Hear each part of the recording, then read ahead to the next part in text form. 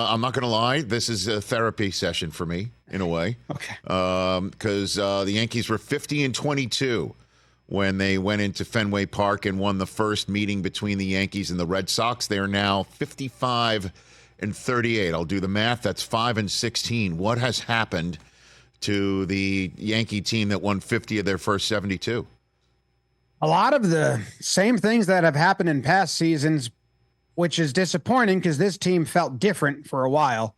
Last 3 years, they've started off so hot, and then they hit this June swoon, and this one's particularly bad. And I do think that Red Sox series exposed a lot of the flaws. I'm giving credit to the Red Sox on that because I think after that, people saw, okay, let's jump fastballs early.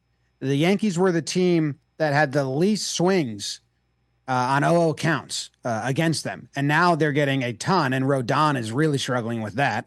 His ERA is above 10 since that Red Sox start. Obviously, the Red Sox exposed just run on the catchers. You can steal all day. Singles become doubles, and they haven't been able to recover or counterpunch. And then, of course, you have some injuries. Stanton going down has hurt.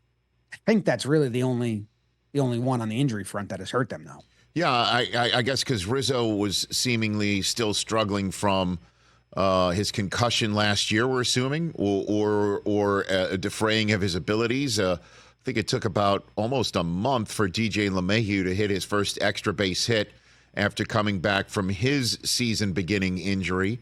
So what are the fixes for this sort of thing, in your estimation? Stan coming back would be nice because I think there was a perceived threat of Rizzo that teams were like, well, he's not hitting well now, but he's going to come around. And maybe if Rizzo was still healthy and performing at the level he was at this point, that threat would be gone. So that's why I think Stan's the big one, because right now teams are walking Soto and then attacking Judge out of the zone or a lot of breaking stuff in the zone. And once you get past those two, you kind of are home free. So they need someone to protect Judge. You know, Verdugo and Stanton was a threat, so there's some pitches being made there. They also need a leadoff hitter to get on, so then Soto sees some strikes, and then the whole bullpen. So there's kind of a lot, and that's the scary part. It's the infield and the bullpen need a lot of help. So I'll ask the question that my colleague Chris Brockman posed to me in our Overreaction Monday segment this week that really hit a nerve, certainly for a guy that was a diehard Mattingly fan and how his career was quote-unquote wasted. Do you think the Yankees are wasting Aaron Judge's best years right now, Jomboy? We're this season away from it becoming a Mike Trout narrative, which is not fun. Now, obviously, they've been in the playoffs.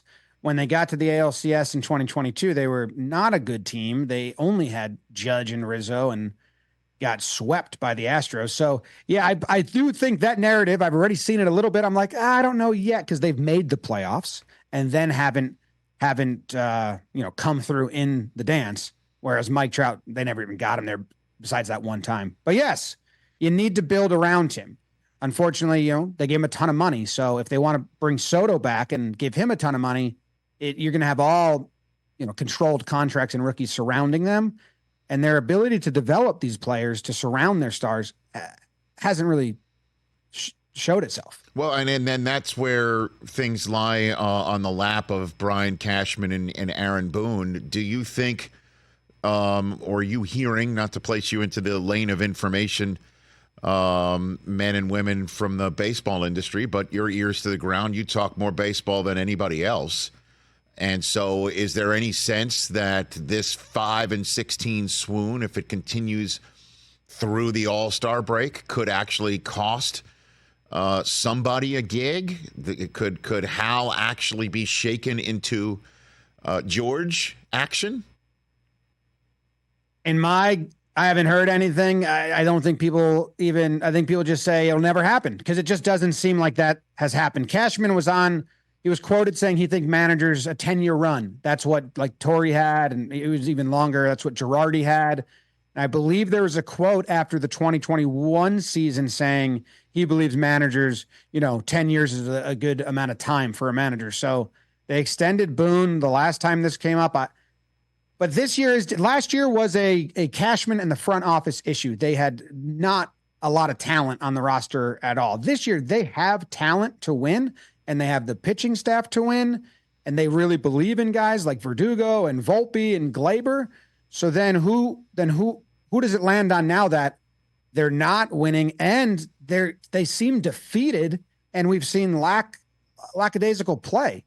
That's got to land on the coaching staff and Boone. And I asked Boone about that the last time I chatted with him yesterday, and he said they are trying.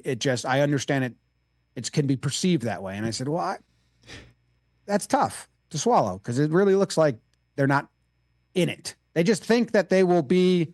The message of the Boone era seems to be, if we play to our abilities and we just stay steady, we'll be fine and we'll get out of this. But they've never gotten out of the rut. So almost needs a new message of let's change some things. Let's try something different. And I don't know if we're going to see that because we haven't in the last couple of years. Catch the Rich Eisen Show every single day on the Roku channel, 12 to 3 Eastern, for free.